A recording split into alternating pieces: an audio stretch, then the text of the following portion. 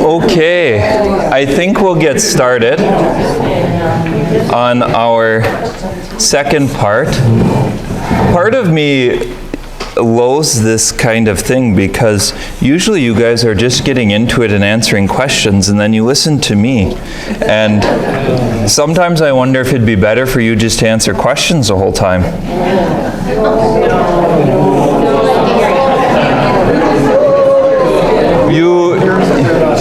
You like to hear me, I know that's the case, but I think that it is very important for you to wrestle with the text yourself. And I know sometimes it seems challenging, but that's part of what leads to growing. That's part of what helps us. That's part of what helps you get to know the text more, because you can listen to me for a long time, but it's better when it comes from inside of your heart. We might have to host like a Wednesday morning discussion club or something. Because some of you, I don't think, made it all the way to number 11. If you made it to number 11, I think you need to work on longer answers.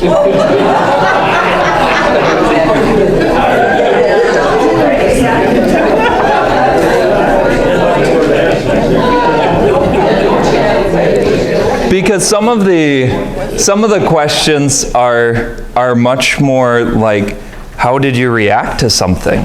You read this, and we don't always give a lot of thought to what it would be like to be part of a crowd and see someone being stoned. I still think that would be relatively horrible, because you'd hear and see things that weren't very nice. Not part of what we would probably term civilized society today. And yet it wasn't all that uncommon in history that people were witnesses to executions of one kind or another. I mean, that was the Roman Colosseum. And Roman gladiatorial combat was not limited to one building in Rome. That most of the cities had a Colosseum where people fought to the death, probably every week. They didn't have sports teams. That was things that they went to watch. And I think it's really easy for us to say that we wouldn't have been a part of it now because we feel so differently. But if you were there, I don't think it would have been so easy to say no to. Like, it was something that people did. It was something that was exciting. It was something that you could see.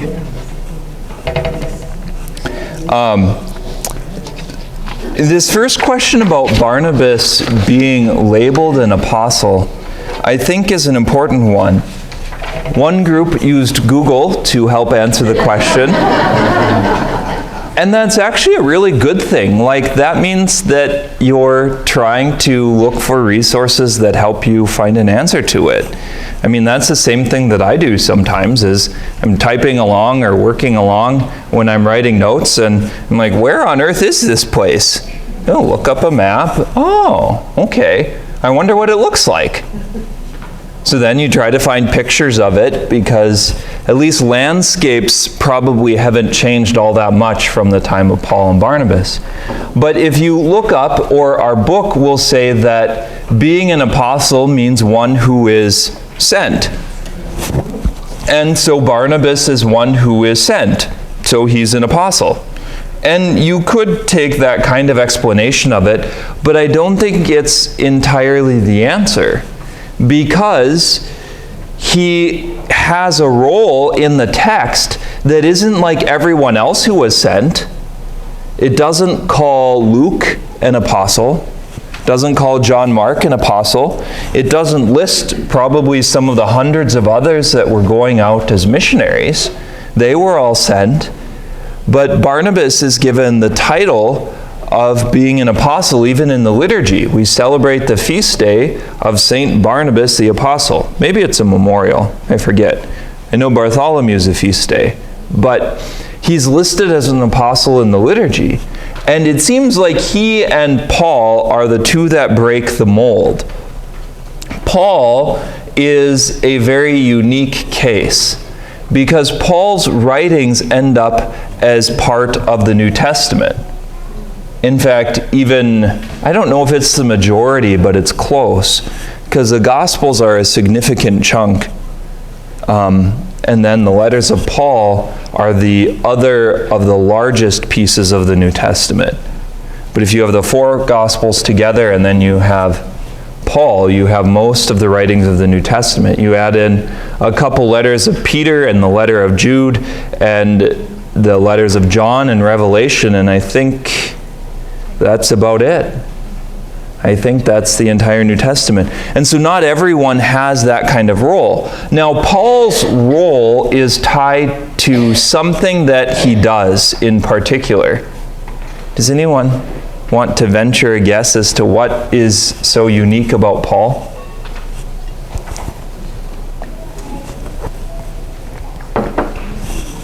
It talks about Peter being entrusted with the gospel to the Jews. Paul is entrusted with the gospel to the Gentiles. And so in the Roman Church, we celebrate them together on the 29th of June, the Solemnity of Saints Peter and Paul. They're considered to be, Pope St. Gregory the Great worked hard to make them into sort of the two founders of New Rome, because the pagan Roman city, the older history of Rome is that it was founded by, who knows their Star Trek? Romulus and Remus. Romulus and Remus. Star Trek, the Romulans I think the name comes from the guy who was considered to be a founder of Rome. But Paul and Peter are considered the new foundation of the city of Rome by Pope St. Gregory the Great, who sort of hammers it into the ground and makes two giant statues of them just to make sure that you know, because he wants there to be a Christian foundation that's stronger than the pagan one. So in a way, Paul is given that kind of role in the church that is unique to him. He talks about himself being I think, does he even say untimely born, or is that Shakespeare in one of his plays? But he uses a very similar phrase, that he was born like abnormally, because the other 12 were called, and then Judas fell away, and then they replace him with Matthias. And then Paul and Barnabas seem to be kind of added on. Although Barnabas doesn't have, as far as I know, I don't think we have any writings from him. They're not in the New Testament, and there might be some apocryphal works that are old that list something from Barnabas, but I don't know of any offhand. I'm just sitting here thinking, apostles would be appointed by God, right? And we had this discussion here, we're all disciples. In one sense, yes. But the challenge here is that we're mixing language, and there's an equivocation going on. Because in a way you could say we're all disciples. In another way you could say we're all apostles because we're all sent. But if you mean apostle in a technical, official sense of the term, then we're not. But you can use the word in so many different ways. So in one sense, you could say Bishop John Fulda is our local apostle. That he's a bishop, he's part of this college of bishops he's given. But in another way, you could also say he's not an apostle, and it can be correct. You could say, anyone who's ever done a mission trip qualifies under one definition of being an apostle, but at the same time doesn't qualify under other definitions. And so there's a sense where you have these official roles in the church that are like by office, that are given by God, or at least instituted by Him and mediated through human authority. So, for instance, I have an office in the church. Deacon Paul has an office in the church, a special role that's given. But in another way, if you use another sense of the word deacon, for instance, we should all be deacons. Because deacons, the word comes from service. And we should all be servants of the people around us. And so you have to be cognizant of the difference, that the scriptures aren't using terms in the technical way that we usually do later. The same thing happens in all kinds of fields. We have ways of talking about things that work, and everyone sort of uses them. And if you visit with really grouchy professors who have doctorates in it, they'll say, well, actually, it's not this, it's this. And it's like, yeah, that's great, but no one says that. So there is a sense that when you're talking about something, I think you want to try to work on the clarity of what are we speaking about. Because what you have to be careful of is there's a real pastoral dimension to this as well. You know, if you have a new believer, like someone who is just entering the church, they come into RCIA and they say, you know, God has called me to be an apostle. You can jump on them like, no, you're not called to be an apostle, and it sort of dampens the grace of God. One would say that's blowing out a fire that God has started. And if you don't know what they mean, it's a really dumb thing to say. Now, if they mean that they're called, you know, to get ordained a bishop tomorrow, you might have to say, let's wait on that. You need to work on it. But in another sense, you could say, yes, you are called to be an apostle. And if they start talking about, like, that means being sent to their friends or to the people around them, it's true. So it's really, really important to have in our minds the differences and the distinctions between technical offices and things that work. For example, one of the challenges that people will say is, can lay people give a blessing, or can women give a blessing? Most Catholics would say no. Most Catholics would say no. Blessings is something that priests and deacons do. But what's getting confused there is, can they give a blessing from office? No. Not in the same way that a priest does, or a deacon does, which is a blessing that comes from an office and the sacred character of ordination. But does that mean they can't give a blessing? No. It just works in a different way. And it's a different kind of thing. You know, if I got to meet Mother Teresa, I would ask for Mother Teresa's blessing. She'd probably frown at me and say, no, Father, I need your blessing. And I would say, well, that might be true. I still want yours.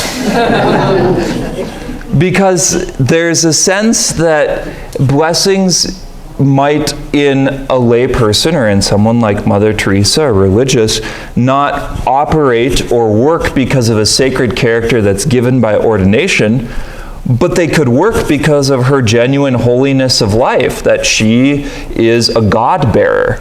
You know, you could also call her a Theotokos. Now, is it the technical sense of what we mean, that Mary is the mother of God and the Theotokos in the strong way? No. But is it true? Yes. And so I think we have to be very, very careful about this, because it's easy to get caught up in Catholic lingo.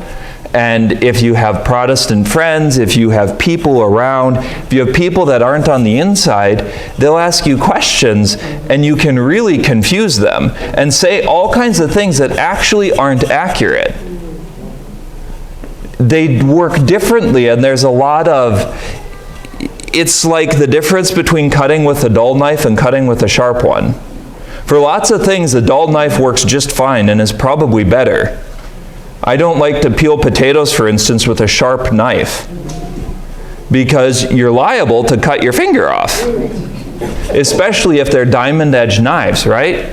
Like, those cut through practically anything. Like, you just wave it around and it goes through stuff that you shouldn't be able to cut.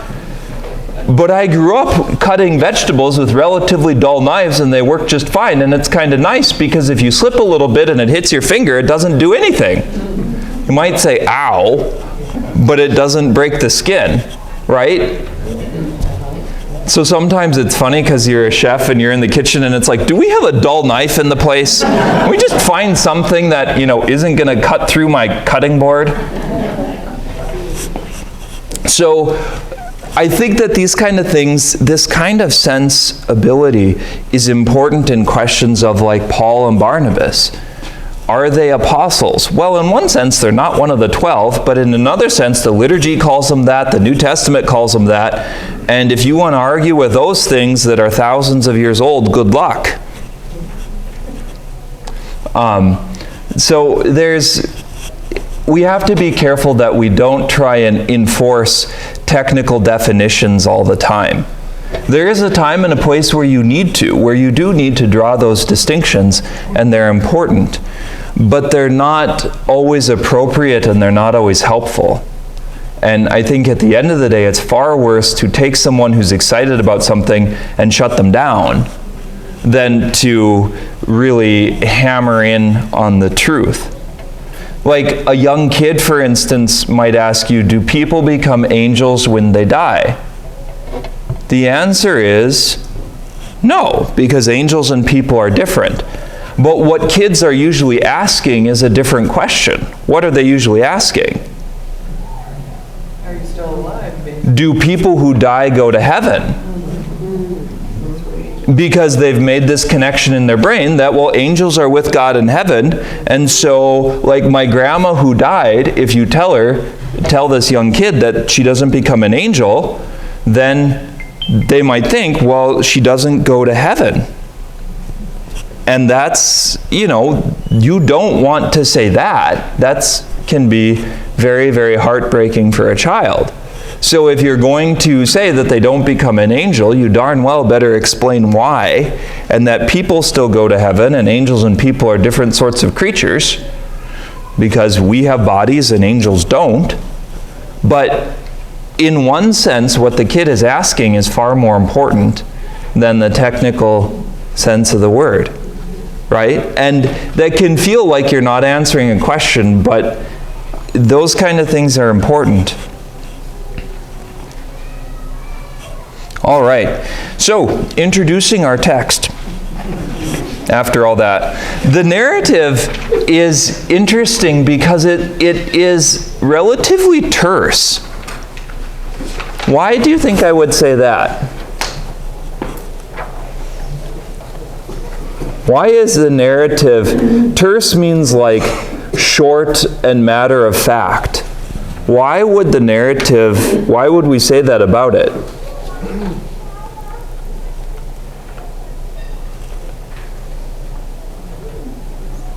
Kind of gives the bare details. It doesn't flush things out.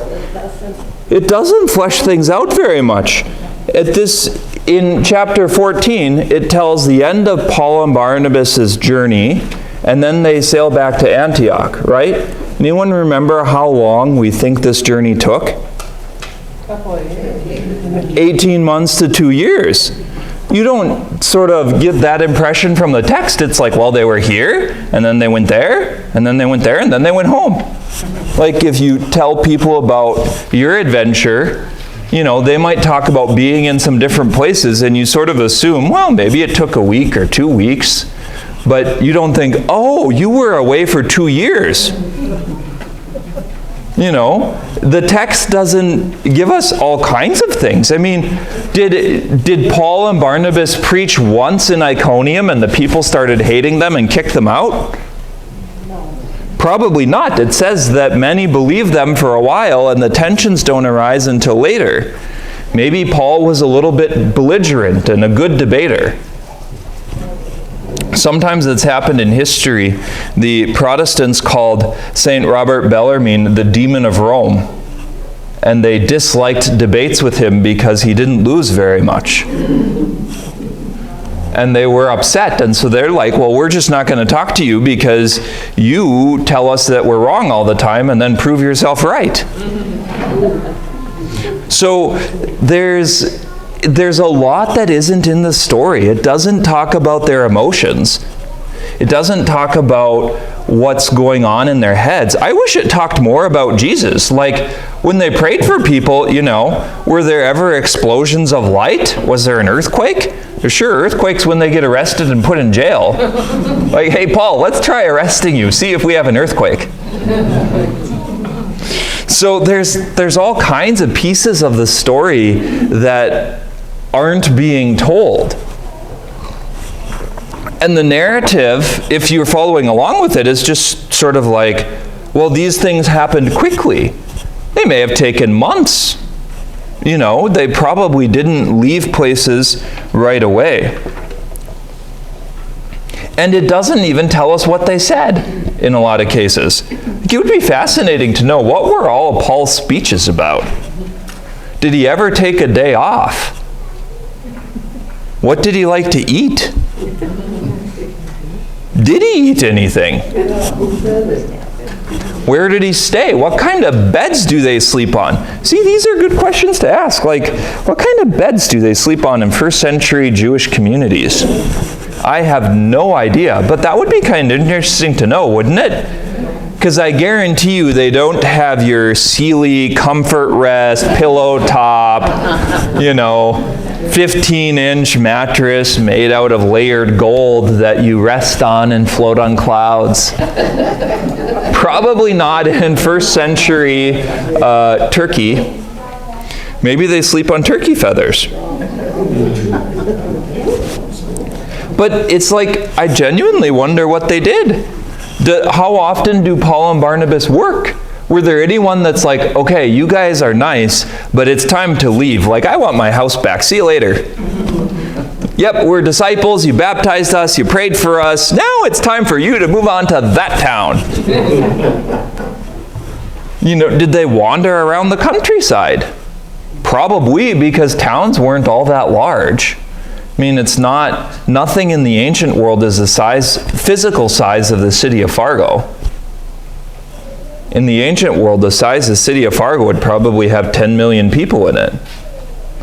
I mean, we just don't have a concept of how big and how spread out some of our stuff is. And they lived in a very different era. So Paul and Barnabas, I think in our last place, they got thrown out of Lystra. Or is Lystra next? Oh, nope, Lystra's next. They got thrown out of another place. Do you remember what it is? Iconium? Nope, they go to Iconium at the beginning of 14. But that's a good answer. You're on the right track. Antioch of Pisidia. Vicky got it. Pisidian Antioch. I'm not sure why more of you aren't asking her to sit at your table. Like, hey. Some of you have good answers. So they go to Iconium from Antioch. And remember, this is a journey, I think it was of like 60 miles or 80 miles, which is days. And they go there. And they go back to the Jewish synagogue, and it talks about many people believing them. Many, they're called brothers. They preach to the brothers at Iconium. Maybe there were some Christians already. Maybe they were welcomed by people. There is a sense of Jewish kinship bonds. So the Jews, I was listening to something that was talking about world religions, and it said there's only about 15 million Jewish people today. Thought, that's not very many. There's something like 2 billion-ish Christians. I'd say probably significantly less than that, because lots of people call themselves Christian and haven't been to church in decades. But, there's 1.5 billion, give or take, Muslims, 1.75 billion, and then there's only 15 million Jews. And so there is a sense of Jewish camaraderie that's old. that they're Jews, they go to synagogue, they do Jewish things, and it probably wasn't this monstrous group of people. Paul is preaching in the synagogue at Iconium, and if you're like me, you sort of imagine something like the size of Holy Spirit Church, or, like a big church that he preaches in. Probably wasn't. It probably was smaller than this room we're in now. I mean, it's not Paul is preaching to 10,000 people at a time. Jesus probably didn't even do that.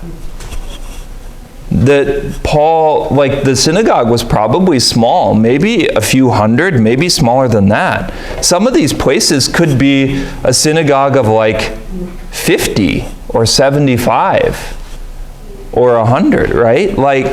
You don't necessarily, I don't know about you, but when I imagine some of these things, I just imagine them to be much bigger places, at least Holy Spirit size, but they probably weren't. They're small. And that too, another great thing to look up is, do they have any ruins of first century synagogues in modern day Turkey? In some of these places, you can ask a search engine and see what you find, because there might be some. Even if you got a 2nd or 3rd century synagogue, they're probably not that different in size, and you could see some of it. I wonder how big it was. Because we have all of these impressions. There was one place we went in the Holy Land that actually was a newer hotel. Well, the hotel wasn't built yet, but this pilgrimage center was built, and they had built some chapels, but then downstairs in the pilgrimage center, they had done an excavation, and they found an area of this town where the synagogue was, and they basically rebuilt it on the same dimensions and what they think it looked like. And it wasn't all that big, and they left part of the road that was in the town, that's part of the ruins, a road that Jesus probably walked on, that went through the middle of the synagogue, or maybe it was on the outside. I forget where the road was, but it was close by. You could see part of it. And it was just interesting because you're in this basement room, but you were essentially sitting in a first century synagogue. Now there was one difference, and it was really interesting, that on the wall was this giant painting of a hand reaching out to touch the tassel of a garment. And it was a way, it's an image that would be very familiar if you were talking to a first century Jew, because people did that for rabbis. Rabbis wore tassels on their garments, and people would reach out and touch them. But if you're a Christian, you also know that it's from the story of the woman with the hemorrhage who reaches out and touches the garment of Jesus. But they put it in the synagogue as kind of this way of curiosity, of showing something that would have applications to Christians, but also would have applications to Jewish people. But it was a lot smaller than we were expecting. In another part of the ruins, they actually had uncovered the old synagogue, and it was strange because the floor was all wavy, but there was a mosaic where they take little pieces of stone and they embed them in something and then put a sealant or something to glue them down, and you could walk on it, but you had to really watch your step, because by the time that synagogue was no longer used, there was massive indentations where people would usually stand, and the stones were worn smooth, and the walls weren't there. It was just the ground stuff. But, it was interesting. And it was probably, I think that synagogue in this town, the town was called Magdala. It's where Mary Magdalene was probably from. It was a port that they used to ship fish off to Rome. They would catch fish in the Sea of Galilee and ship them off to Rome. They were a kind of tilapia that they still call St. Peter's fish if you go to the Sea of Galilee. But the synagogue was probably smaller than these 4 tables, than this little section over here. And that would be a synagogue like Jesus preached in. And, again, I just imagine things being much bigger, like when Jesus preaches at a synagogue that it's, hundreds or thousands of people, and it may have been 50. Like you could probably see his eyeballs. Which is different. I mean, it's just a different impression. So that, I think, is one of these cultural shifts that we have to have in mind and we have to explore, because I don't know that much about first century life in Greek Turkey. Those are the kinds of things where it's like, I wonder what all this was like. What did they eat? What kinds of fruits and vegetables did they have? Those, to me, help flesh out the story and help you get an impression. Like they probably ate a lot of dates. How many of you have seen a date tree? A few. If you've been to Israel, you've seen a lot of them. They grow on palm trees. But they, most of us don't eat dates all that often. Some people made date cookies, and those became common in this area. But, again, it would be a relatively interesting thing. See, if I was more on the ball, I could look up some of these things and then bring examples of them to share with you.